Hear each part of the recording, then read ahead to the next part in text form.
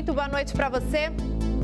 5 homens foram presos em Santa Luzia e Vespasiano, suspeitos de assalto, sequestro, homicídio e ocultação de cadáver. Um vereador estaria envolvido nos crimes que aconteceram há um mês. A história começa com um assalto a um taxista em Vespasiano, na região metropolitana de BH. As imagens mostram o momento em que 3 homens chegam ao ponto de táxi e entram no carro. Segundo a polícia, pouco tempo depois, eles rendem o motorista e anunciam o assalto. Durante o trajeto, eles anunciaram o assalto e pediram ele para fazer a entrada em Santa Luzia. Em Santa Luzia, eles entraram dentro de um prédio no Conjunto Cristina, onde que eles subtraíram os produtos e o valor de dentro do veículo, retiraram novamente esse carro de dentro do prédio e abandonaram alguns metros na frente. O taxista Diego Soares, de 25 anos, teve 2 celulares e R$ 1.500 roubados pelos bandidos.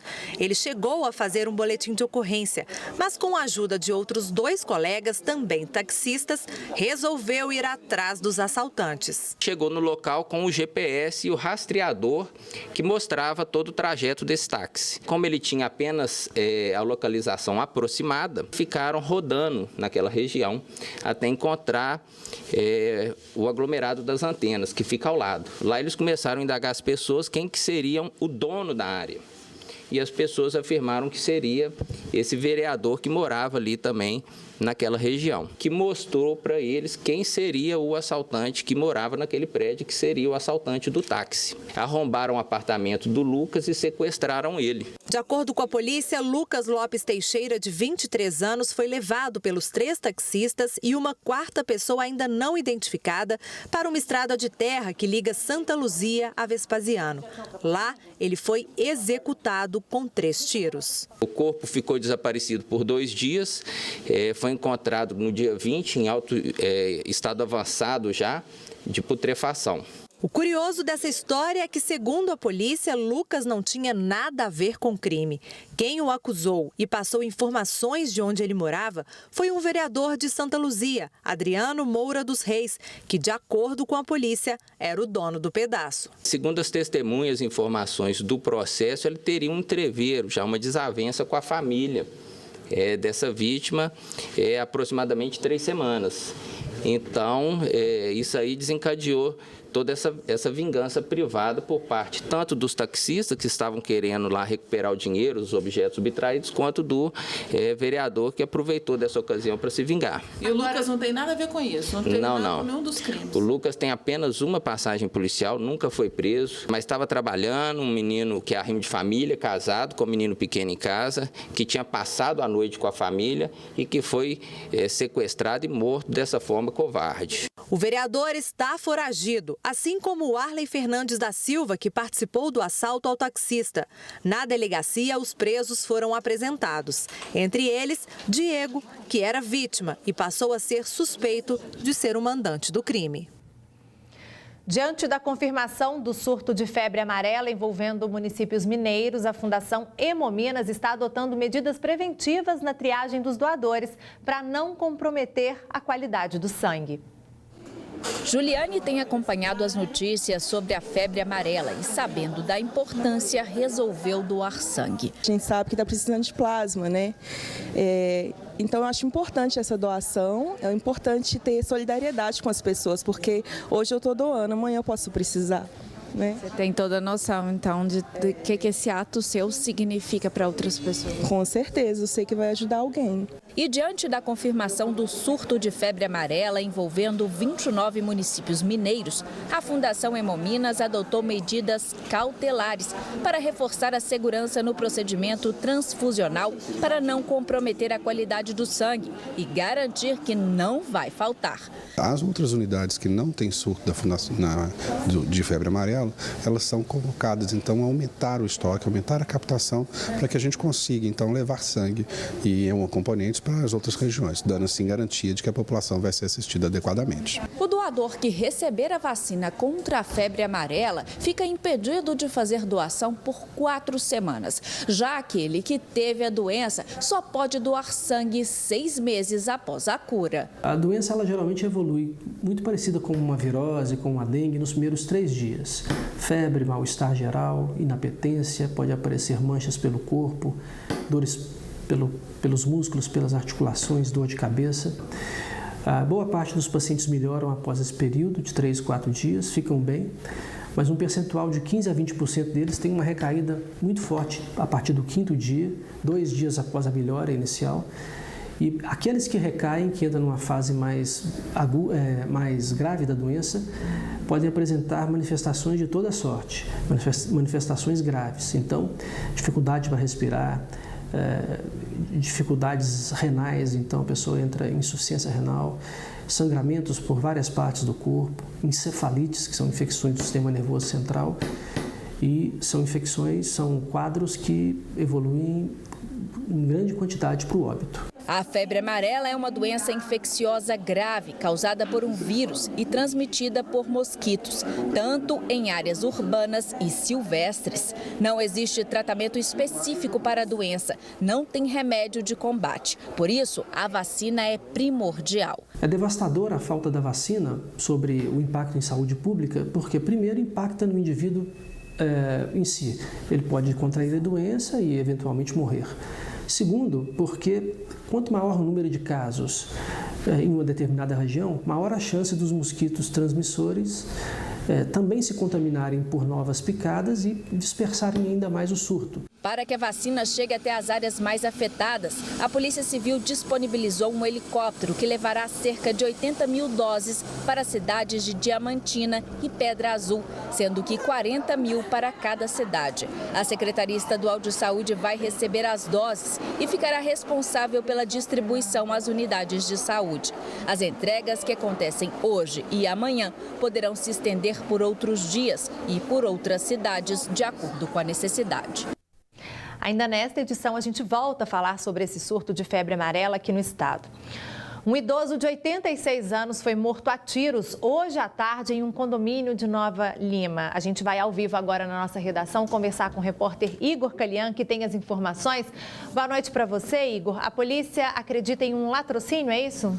É isso mesmo, Gisele. Boa noite para você, pessoal que acompanha o jornal Band Minas. Apesar dos dois criminosos terem fugido sem levar nada, a polícia acredita que eles tenham invadido esse condomínio de luxo que fica aí na região metropolitana de Belo Horizonte para assaltar. A polícia militar explicou que a empregada da casa estava lavando a calçada quando foi aí abordada por esses dois indivíduos. Inclusive, Gisele, a polícia falou pra gente que ela teria, e existe a suspeita, inclusive que ela teria sido molestada por um dos dois criminosos que foram até o local. Eles conseguiram invadir essa casa, né? Entraram na casa e na abordagem já acabaram atirando no peito desse idoso de 85 anos que não resistiu aí a esse tiro e acabou falecendo no local, na sua própria residência. Então a polícia acredita que eles tenham invadido justamente para assaltar, mas aí no começo da abordagem não deu certo e quando viram a morte do idoso acabaram fugindo sem levar nada e a polícia militar agora vai continuar investigando para tentar chegar até esses dois suspeitos. Gisele, agora, mais aí um número para essa criminalidade que cada vez mais fica maior aqui na nossa cidade, na região metropolitana. Um idoso, então, de 85 anos morto em casa com um tiro no peito. Gisele. É uma pena, né, Igor? Obrigada, viu, pelas informações. Um advogado foi preso acusado de abusar de uma adolescente. O crime aconteceu em um motel, depois que o homem encontrou a menina em uma praça. A ocorrência foi registrada no início da noite desta quarta-feira, neste motel localizado no bairro São Cristóvão, próximo à Avenida Deputado José Marcos Xerém, uma das principais vias de entrada e saída de Uberaba. O advogado de 70 anos foi abordado por uma viatura militar após sair do motel. Ao perceber a presença dos policiais, determinou que a passageira saísse do carro. Contudo, os militares identificaram que se tratava de uma menor de 14 anos. Ela disse que o advogado a pegou em uma praça no bairro Abadia. Depois foram para um motel, onde acabou sendo estuprada por ele. Esta recepcionista foi quem autorizou a entrada do homem no motel e alega que não tinha como saber que se tratava de uma menor. Assim que ele saiu, o policial veio aqui. Aí eles veio cá, perguntou tudo pra gente, para poder passar as câmeras e tudo. Eu falei que eu tinha que entrar em contato com o meu patrão, né? O aposentado estava realmente acompanhado da menor? Estava acompanhado da menor. Segundo ainda a direção do motel, o advogado de 70 anos ficou neste quarto, o de número 8, acompanhado da menor de 14 anos por cerca de 40 minutos. Ao sair, pagou uma despesa entre apartamento e o consumo de um refrigerante e uma água de coco em R$ 48. O advogado foi preso em flagrante e encaminhado para a delegacia. A menor foi levada para atendimento médico. Agora, o caso será investigado pela Polícia Civil. Um empresário morreu hoje de manhã depois de reagir a um assalto na loja em que ele trabalhava. O criminoso, que não conseguiu levar nada, ainda é procurado pela polícia. Essas imagens de segurança mostram um momento em que um criminoso armado aborda os funcionários de uma loja que vende celulares no centro de Pitangui. O homem estava armado e usava um capacete branco. Ele joga uma bolsa preta no balcão e pede para os funcionários encherem ela com aparelhos. Ele aparenta estar agitado e chega a apontar a arma no rosto de uma funcionária. O empresário Flávio Valério, que trabalha no local, estava sentado mais ao fundo. Ele vem até o balcão da frente, leva um tapa no braço e logo em seguida um empurrão. O empresário acaba resistindo ao assalto e leva um tiro. O assaltante fugiu logo após o disparo em uma moto, já que um comparsa aguardava ele do lado de fora. O assaltante não conseguiu roubar nada e ainda não foi localizado pela polícia. E esse crime chocou Pitangui, cidade com pouco menos de 30 mil habitantes. Os comerciantes, inclusive, fecharam as portas ao meio-dia e só devem reabrir amanhã em forma de luto. Esse ato também serve para protestar contra o aumento da criminalidade. Flávio Valério foi enterrado às 5 horas da tarde. Ele era casado e pai de 2 filhos gêmeos. Neste sábado, a família realizaria uma festa para comemorar o aniversário de 2 anos das crianças. A seguir tem o futebol e os destaques de Atlético e Cruzeiro. E ainda, meninos de 12 e 13 anos já estão sendo vacinados nos postos de saúde contra o HPV. E a gente vai explicar a importância dessa vacina já depois do intervalo. 3 agências bancárias foram assaltadas na madrugada de hoje no centro da cidade de Bueno Brandão, no sul de Minas. Em um vídeo gravado por um morador, dá para ouvir as explosões e os tiros disparados pelos criminosos. As agências do Banco do Brasil, Caixa Econômica Federal e Bradesco foram invadidas por volta de 4 horas da manhã. A agência da Caixa ainda pegou fogo depois das explosões dos terminais de autoatendimento. Os suspeitos estavam armados e realizaram disparos para o ar. Apesar das bombas e dos tiros, ninguém ficou ferido.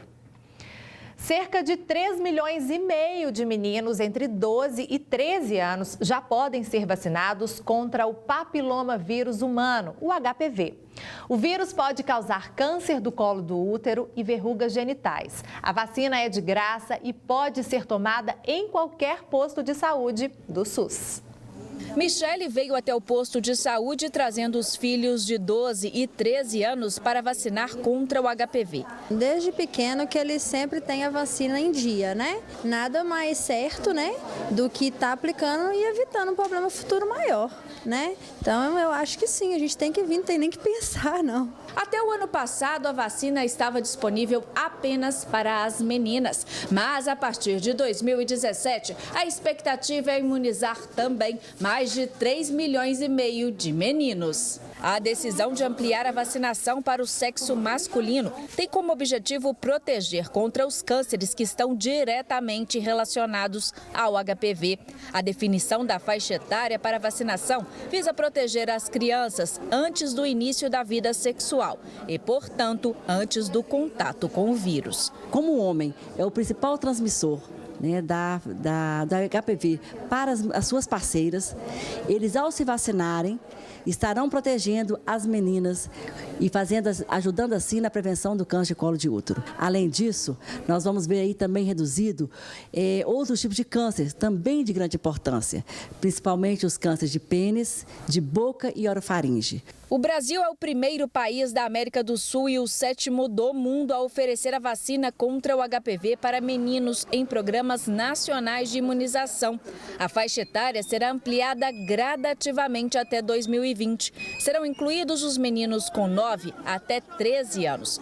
Pais e responsáveis devem ter com adolescentes a mesma preocupação que tem com as crianças. A vacina é importante que a gente faça o mais precoce possível, antes dos meninos e das meninas iniciarem a sua atividade sexual, para que a gente consiga ter uma resposta ótima em relação à vacina. A vacina contra o HPV está disponível em todos os 150 centros de saúde de BH para meninos de 12 e 13 anos. Eu acho importante, porque previne no futuro, né, contra esse câncer que está atingindo muitos brasileiros. Doeu? Não, dá só um pinico, aí não dá muito não. Agora o futebol. O Cruzeiro fez um jogo treino hoje na Toca da Raposa, ganhou dos visitantes e ainda comemorou a convocação de Henrique para o amistoso da seleção brasileira. O repórter Diogo Ramalho tem as informações. Olá, um grande abraço. O técnico Mano Menezes aproveitou esta quinta-feira para entrosar ainda mais ou um pouco mais a equipe antes da estreia no Campeonato Mineiro, diante do Vila Nova no próximo dia 29. Hoje, um jogo treino aqui no CT Celeste contra o Águia. É um time de jogadores sem contrato que veio, portanto, enfrentar o Cruzeiro. Mano Menezes escalou o time celeste com Rafael no gol, Ezequiel na lateral direita, os zagueiros Léo e Manuel, Diogo Barbosa. Uma das novidades na lateral esquerda. O meio-campo teve Henrique, também Ariel Cabral, Rafinha e Robinho, a armação de jogadas por conta do uruguaio Arrascaeta e na frente isolado Rafael Sobis. Mas a principal notícia, a principal novidade do dia não é o jogo treino, não é esta preparação, e sim a convocação do volante Henrique para a seleção brasileira. Pela terceira vez ele foi chamado para representar o time brasileiro neste jogo para homenagear a Chapecoense a partir do amistoso da próxima quarta-feira diante da Colômbia no Rio de Janeiro. Além de Henrique, aqui em Belo Horizonte foram contemplados também 3 jogadores do Atlético. O lateral direito Marcos Rocha, o lateral esquerdo Fábio Santos e também o atacante Robinho. Todos eles já com passagens pela seleção brasileira. Eu volto com você. Um abraço. Valeu, Diogo. No Atlético, Meia Casares é acompanhado de perto na pré-temporada do time. A diretoria espera que o jogador tenha um ano mais regular. Na academia, dá para ver um cuidado especial com o Meia Casares. O jovem jogador de 24 anos chegou ao Atlético no ano passado e desde então tem sido observado de perto pelos profissionais do clube para ganhar porte físico e se adaptar ao futebol do país. A cultura de treinamento no outro país ela é diferente da nossa cultura aqui no Brasil. Esses atletas, sempre que eles chegam, né, no Brasil, a primeira temporada normalmente é uma temporada de adaptação. O Casares ele é um jogador que parece ser franzino pela estatura dele, mas ele tem um volume muscular muito grande. E a nutrição ela ajuda exatamente nisso, né? Manter a massa muscular, otimizar a recuperação do atleta depois dos treinamentos, depois dos jogos, evitando que ele perca essa massa muscular. As contusões e o comportamento fora de campo são apontados como problemas para o jogador se firmar. Casares nega a fama de baladeiro, mas garante que vai redobrar a concentração. A pessoa que me conhece sabe que eu não saio de minha casa. Quando é de treinar, treino. Quando é de fazer alguma coisa, eu não tenho problema, porque sou humano, estou bem. Tratando de melhorar muitas coisas, está mais concentrado e, em verdade, está focado agora. Depois de uma temporada de adaptação ao futebol brasileiro, Casares espera um 2017 mais regular. É a oportunidade de assumir de vez o protagonismo na armação das jogadas do Atlético. Estou feliz, tratando de que esse ano seja melhor, de fazer mais gols, fazer melhores partidas e, em verdade, que isso eu quero fazer. Já já a gente te dá dicas de como negociar e deixar o aluguel mais barato. E você vai ver o desafio das escolas particulares para não perder alunos em tempos de crise. A gente volta já já. No ano passado, os preços dos aluguéis residenciais caíram quase 9%. E essa queda ajuda os inquilinos que conseguem negociar preços menores na hora de fechar ou até mesmo renovar os contratos. A família aumentou com a chegada de um filho e agora a Marcela precisa de uma casa maior. E nunca foi tão fácil encontrar uma diante da grande oferta de imóveis no mercado. A negociação foi melhor ainda, com um desconto de R$ 400 no valor do aluguel, que caiu de R$ 1.900 para R$ 1.500.